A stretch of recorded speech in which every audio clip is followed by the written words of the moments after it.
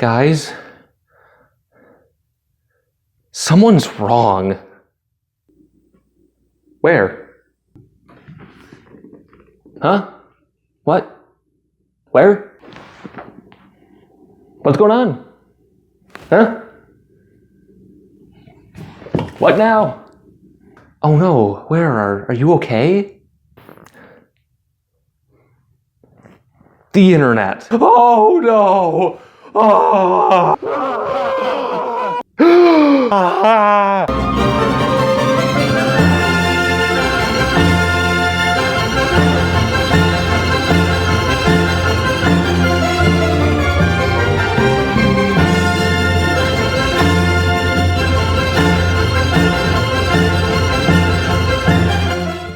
Morning, everyone. I'm a liar. As you can guess, this isn't can you DIY a Mercury-Atlas? Because designing a better O-Treg is taking a lot longer than expected. And I'm just sick of doing engine design. That'll probably end up being in September or October now. So instead, I'll be doing my due diligence as a man on the internet, telling someone they're wrong. Also, I'm not wearing a suit because it's like 80 degrees in here, and I can't run the air conditioning because it makes too much noise and just timing doesn't work out, so. Back in late May, AdamSomething released a video called Why a Mars Colony is a Stupid and Dangerous Idea, where he outlined, well, what the title suggests. Adam is part of this newish series of YouTube channels that talks about urbanism and how certain tech solutions, like Hyperloop, are infeasible and impractical. Think Not Just Bikes, Do Not Eat 01, and others like that. I don't know much about this subject. Now, of course, what they talk about a lot is tech hype solutions to these problems, like Hyperloop, which means they'll end up talking about the king of tech hype, Elon Musk, and inevitably his plans for Mars colonization. This has drawn the ire of Integrated Space Systems, who says that Adam is wrong about Mars. Shouldn't it say Mars colonization? Since Adam is a big channel and probably has a life, I'll cover this because, well, But before we begin, I have a preamble?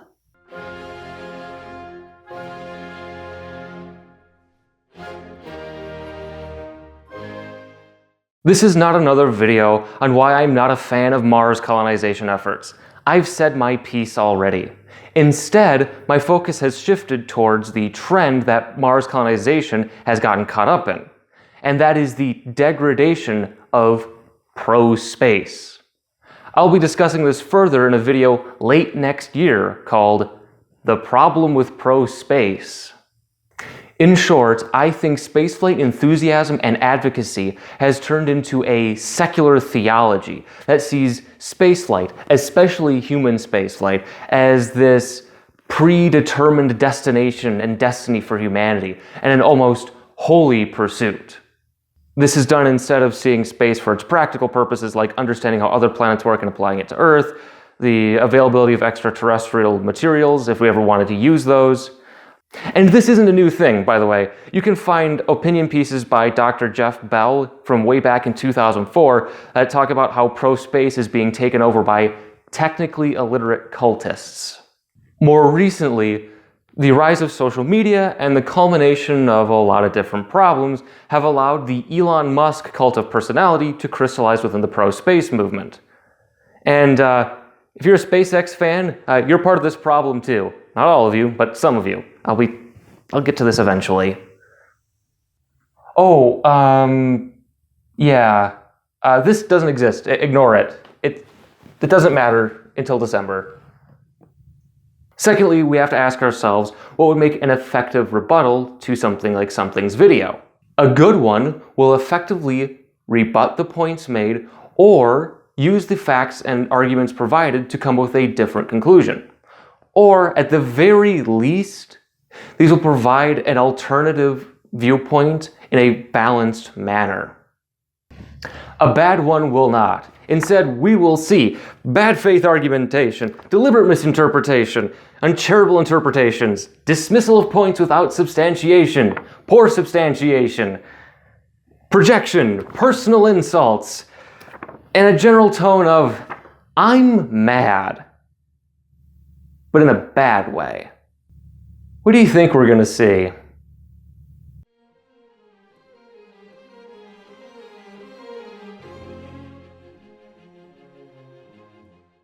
Oh, I do advise you to watch both videos, do your due diligence, and as a quick note, I will be trimming up Integrated's video and running it at 1.25 speed.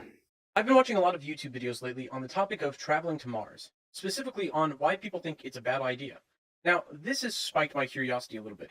What happened in the past few years to cause attitudes online to shift against the concept of colonizing Mars and traveling to other worlds? In particular, I was watching a video called Why a Mars Colony is a Stupid and Dangerous Idea by the YouTube creator AdamSomething. Integrated, like so many others, continues to conflate exploration and colonization. They're different. Exploration, in the near term, is good. Colonization is a boondoggle. And to answer this question, I think the rise of the internet has allowed for a lot more voices to be heard that normally won't. So now everyone has a megaphone, for better or for worse. And I think with the rise of the internet and access to all this information, a lot of people are realizing that Mars colonization in the near term is just not a feasible option and has very little justification. Some idiots already talk about this before. One problem with AdamSomething's videos, mostly the fact that he's not an industry expert, doesn't have any verified credentials to be talking about these, doesn't have any sources to cite, and can't back up any of his arguments. Integrated has a bachelor's degree in nuclear engineering. We'll see that show up later on. For me, I have a bachelor's in aerospace engineering, and I'm currently working towards a master's with a focus in propulsion. I've also designed a propellant resupply system for a design competition that was partially sponsored by NASA. I even got to present it to officials at NASA, SpaceX, Blue Origin, Aerojet Rocketdyne, and a few other companies. Now, also included in that was the fact that this design was the only of its kind to survive in the competition, and I also presented it to the future Deputy Administrator of NASA. And for my YouTube channel, you can see that I have a great interest in the development of private launch vehicles and general space concepts, and I do enjoy researching those. I hate to sound like an elitist jerk here, but Integrated, I outrank you. Also, keep this in mind. So this statement is an outright lie. Right off the back, this video tips its hand at being totally biased and completely baseless. I'm going to ignore the pedantry about Dear Leader and his personality cult. Integrated has shown his hand here. He's mad that Adam has dared criticize holy spaceflight, and he's emotionally compromised. Now we get into the actual meat of his video, where he lays out his arguments in this nice and convenient list. Now, I'm going to take the time to break down each of these individual arguments, but before we go on, let's just take a look at this list, and I'll give you my initial impressions of it. It's kind of... These aren't arguments about why colonizing Mars is a bad idea. In fact, 3 of them are just engineering obstacles that any employee at SpaceX will readily tell you they are aware of and they're working on solutions for. The only item on this list that would even be worth discussion in general would be the justification of a Mars colony. Literally, everything else about this list is either a non-argument against colonizing Mars, or it's just cheap red herrings and uneducated ad hominem attacks on the idea. Okay. Integrated is missing the forest for the trees. Just because something is possible doesn't mean it's practical. Sure, you could build a nuclear-powered cell phone. That's technically possible. It's just a problem waiting to be solved. But is this practical? Can you build an ultra-modular pressure-fed launch vehicle? Is that practical? As to the why of Mars colonization, I do hope you have a good reason. And please demonstrate how these are red herrings and bad faith arguments. All you're doing is poisoning the well and demonstrating that you're too emotionally compromised to be talking about this. Would take. The few sources he has on screen here are actually from the people who advocate for colonizing Mars. No. Only SpaceX wants to colonize Mars, and In the public eye, their plans are virtually non-existent. And they haven't sent anything to Mars. SpaceX's Raptor engines are designed to reduce that trip time by being more efficient and more powerful than any other rocket in previous generations. Okay, you claim that Adam doesn't know anything about space travel, and then you say something like this. Yes, Raptor is one of the most powerful and efficient chemical engines being built today, but NASA's Mars plans have shifted towards solar electric and nuclear propulsion. SpaceX's Mars plans rely heavily on a refueling architecture. Mission success to Mars, and even in his own argument disproves his point entirely. On the left, he provides a table from Wikipedia showing the different missions the Soviet Union launched to Mars in the 60s, where the success to failure ratio is about 50-50. He then shows a list of more recent missions to Mars from a variety of countries. Now, of the 9 missions shown in this list here, only 2 of them were failures, which means we had a 77% success rate for Mars missions in the 21st century. Never mind the fact that these missions were also more complicated and had more points of failure than the Mars and Phobos missions launched by the Soviet Union almost half a century before. He then claims that because of this high failure rate, we would need to send 2 to 3 times the amount of supplies to a colony in order to get the actual amount they need to them. But this argument is wholly unsupported by his own evidence that he provides. The data he provides shows that we are getting better and better at launching more and more complicated missions to Mars, and yet he argues that in the future, when we're actually ready to start a Mars colony, we would be bad at it all over again? The Phobos missions were in 1988, by the way. And a 77% success rate is still terrible for human spaceflight. Yes, the Mars curse seems to have been broken, but we also have to remember that these missions, especially the rovers, are about 1 metric ton. Starship, dry, weighs, 120-ish? And now put a Mars mission on there, and that's going to be a lot more, so we're 200, I think. Yeah, the complexity isn't going to be a linear graph, but human spaceflight's inherently more complicated than rovers. In terms of science, there is not much humans could do that rovers can't. Mars is a rock desert. There is not much... Blatantly false. I do hope he substantiates it.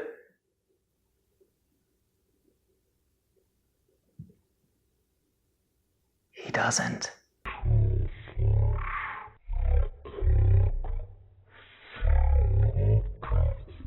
Pedantry. Amazing. We can't generalize or do anything to conceptualize a problem anymore. Also correctly points out that overpopulation isn't a reason to need to establish a colony on Mars, and I agree with him here too, it's not. Adam quite correctly asserts that the Earth could sustain a much larger population through the use of more efficient and sustainable large-scale farming practices and a more dispersed population instead of everyone trying to clump together in massive cities and create huge logistical problems. I think Adam argues for greater urban density, which is the exact opposite of what you said. He only talks about the threat of climate change in his video, which I believe is a problem that we are probably very close to solving here on Earth if we haven't already. Wait, climate change has been solved? What? But Adam fails to consider other potentially apocalyptic events that are beyond our control. A supermassive solar flare. The way? An asteroid impact. The truth? Nuclear war. And the life. Seriously? None of those are capable of killing all of humanity. The only one that even comes close would be an asteroid, but one capable of doing that hasn't been found yet, and those we do track don't pose a significant threat to us. A global pandemic that actually kills people instead of just giving them a headache and the sniffles, etc., etc., etc.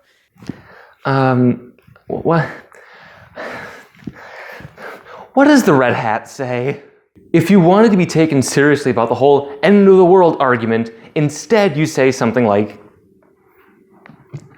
while a Mars colony is a money pit boondoggle in the near term, it is an investment in the future, so that one day, centuries from now, Mars could serve as a second home. There, easy, even though I disagree with this. He furthermore gets this whole topic so grossly, so irresponsibly wrong by insinuating that the Mars colony would only be for the people rich enough to go there. Celebrities, politicians, and millionaires. This is so fucking stupid. I mean, this alone is probably the dumbest argument that anyone has made about this topic. Seriously? You think that all the world's rich elite would ever possibly run a colony, let alone take the risk of space travel itself? If the world was ending, Yes. The wealthy would do what they could to survive the end of the world.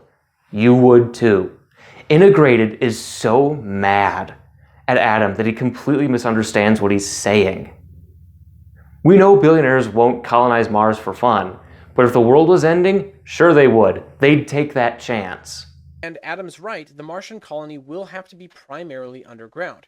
But this is actually advantageous to the colony, not a detractor. Going underground allows us to expand the size of the colony using only in-situ resources without the need to receive shipments of building supplies from Earth.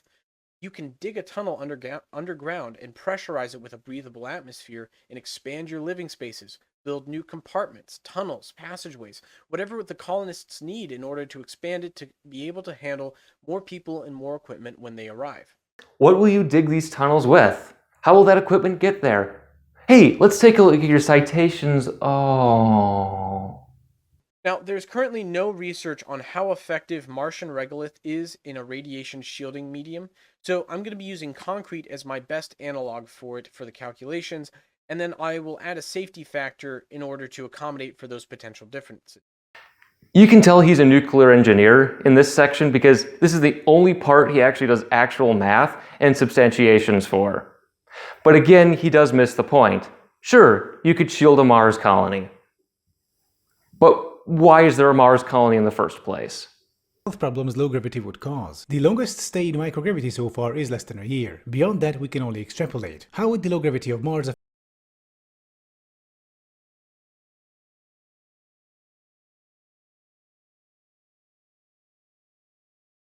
This is not nearly as much of an issue as Adam might believe it to be. But since I'm not an expert on the effects of space travel in the human body, allow me to present Garrett Reisman, an actual astronaut who spent 94 days on board the International Space Station. To avoid making us watch a Joe Rogan clip, I'll just summarize it here. The astronaut is talking about improved exercise routines done for ISS astronauts that mitigates bone loss and muscle loss while in microgravity.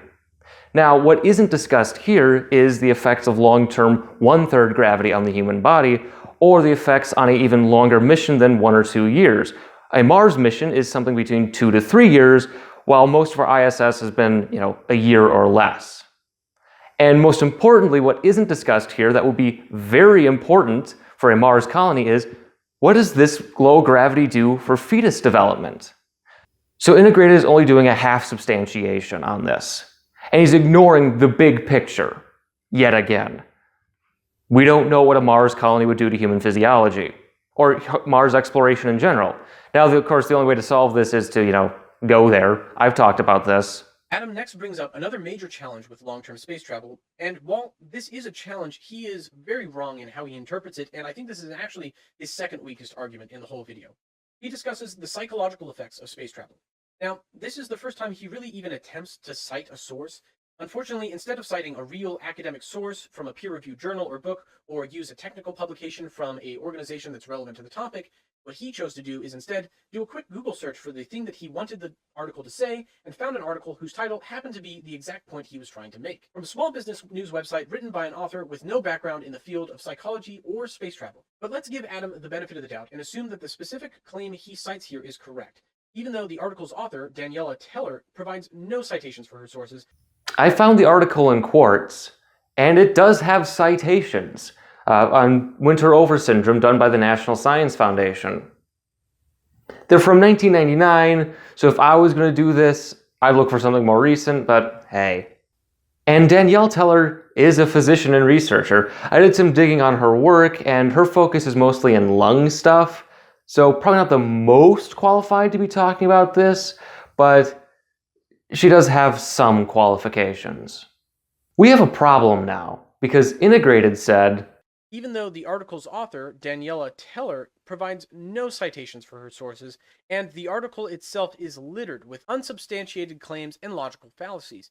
There are two possible answers to this problem. The first is that Integrated was so mad at Adam's citation that he just didn't bother to look at it or the citations and just dismissed it outright. The second is that Integrated did read the article and the citations, but decided that they were wrong by virtue of disagreeing with him. This would explain his characterization of the article as full of fallacies and bad logic. Integrated claims that Adam doesn't cite, lies, and argues in bad faith, but what is he doing? By now you should see that Integrated is projecting, arguing in bad faith, and probably lying, all because someone dared criticize holy spaceflight. All colonists who would go to Mars would go insane within a month of the mission. What? There's literally no evidence to support any of that is true, and a lot of evidence that actually cuts to the contrary of his point here. We've had a permanent presence in space since 2009, and never once has an astronaut had a mental episode even close to the magnitude that Adam is claiming would happen on a trip to Mars. 1. ISS missions are shorter, and they have a much better view. 2. In his autobiography, Mike Mullane talks about a payload specialist on a shuttle mission that was nearly put on suicide watch. So first they had SAS, Space Adaptation Syndrome, which that's not fun. And then the experiment, which they've been working on for years, and the reason they went into space, broke. So that was ruined. And then it turns out this person was a bit of a neat freak, so when the shuttle toilet broke, they did not have a good time at all. Now, I know this is one person back in the 80s, but to say this problem is solved is to not understand it.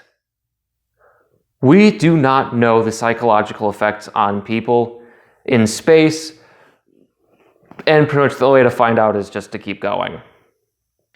At this point, I really don't want to watch this video anymore. It's so full of logical fallacies, open lies and misinformation, and pure personal opinion that it's almost not worth discussing any further. Tell me about it. I largely agree with Adam here. It's just not possible or feasible right now to try to change the atmosphere of Mars to be warm enough for humans in the next century at least. But saying that because we can't terraform Mars doesn't mean we can't colonize it is like saying that because the first settlers who came to America couldn't build the Transcontinental Railroad means that they should never have even bothered setting up Jamestown.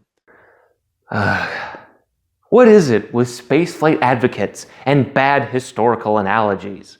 No, Integrated, it's not about the ability to move around in North America, but the ability to live there. Also, read about how Jamestown did as a colony. It's probably not the best example. If I walked outside naked on Mars, I would die within a minute. If I were to walk outside my house naked here on Earth, I'd just get arrested again. That's the difference. These are all areas where we could probably find common ground on the subject.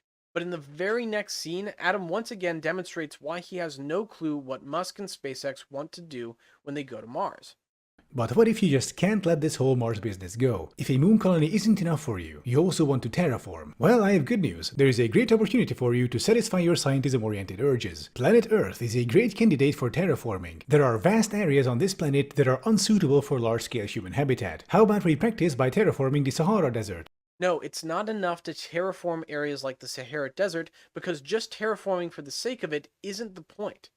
The point is to establish a self-sufficient human presence on another world that can improve our odds of survival as a species in case something happens to Earth. That has always been the long-term goal, and that's always going to be the long-term goal. Again, all we know of Musk's Mars plans are just a rehash of Mars Direct. Earlier in the video, Integrated does some proof of concept work, the whole calculation thing with the shielding.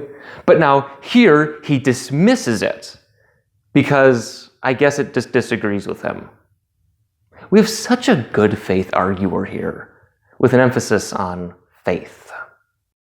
Now, on to Adam's last point in his video, which is probably the weakest and the least relevant to the topic as a whole. Adam goes into this long tirade against the startup Mars One, which was a failed venture scheme to establish a colony on Mars. The problem with Mars One? It was pretty much a scam to take money from people who applied to be part of the mission. The whole section of this video is actually a really good breakdown about why Mars One was a total sham that was never going to work. However, this does nothing to further his argument in the video. I'm not going to talk much about this one because I'm just tired enough. The reason Adam talks about Mars 1 is because it was an obvious scam and obviously wouldn't work, yet people still signed up. There's plenty of reasons, and they're all individual, but I think we're seeing one emerge. And that is people who are willing to turn off their brains and cognitive faculties because they are so desperate for something they like to be true. Integrated likes Mars colonization.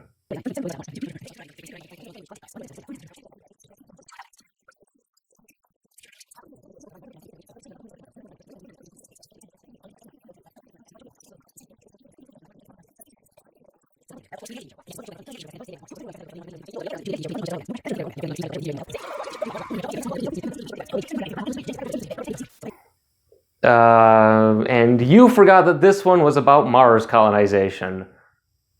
The whole section is a literal red herring just thrown in there to distract you from the fact that he has no idea what he's talking about, and Adam makes absolutely no effort to segue from his discussion about why Mars 1 was a scam to how that makes SpaceX a scam. The reason he didn't? Because he couldn't. SpaceX is a real, legitimate company that does real work with governments and private organizations around the world and brings in hundreds of millions of dollars. And SpaceX has a real, tangible funding mechanism that is currently developing that will give them financial resources they need to accomplish their vision of sending a colony to Mars.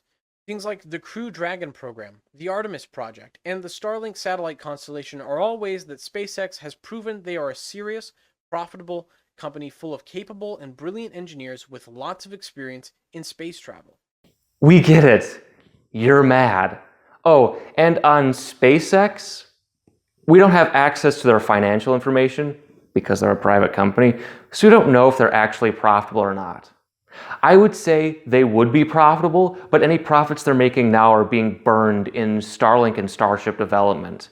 I can't prove this, of course, but SpaceX does keep doing fundraising rounds, so I'd suspect that whatever they are making, which probably isn't that much overall, isn't going to sustain them with these development programs.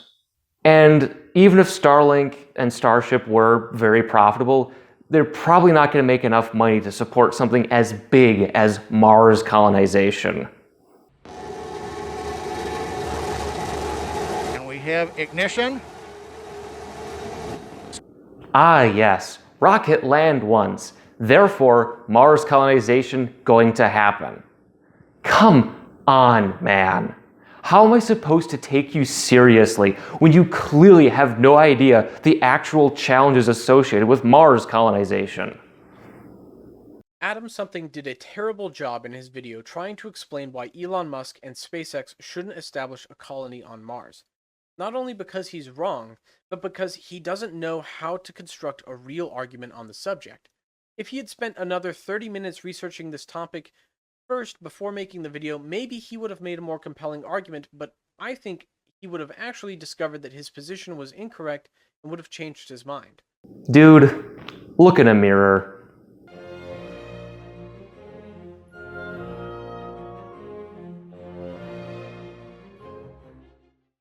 So what did we learn today? If you want to make an effective argument for Mars colonization, don't do it like this guy. Instead of making a good rebuttal, Integrated instead let his anger do the talking. We got to see projection, illiteracy, deliberate misinterpretation, and some genuine bad faith argumentation. If this is how he wants to respond to people criticizing Elon Musk and SpaceX, he should rebrand himself to something like Angry Astronaut or oh. Wait. You're gonna talk about Elon and Mars and not include me? What the heck? Sorry, the timing just didn't work out. Scheduling and making everything work, and I mean, this guy wasn't that good. You don't want to take his side, and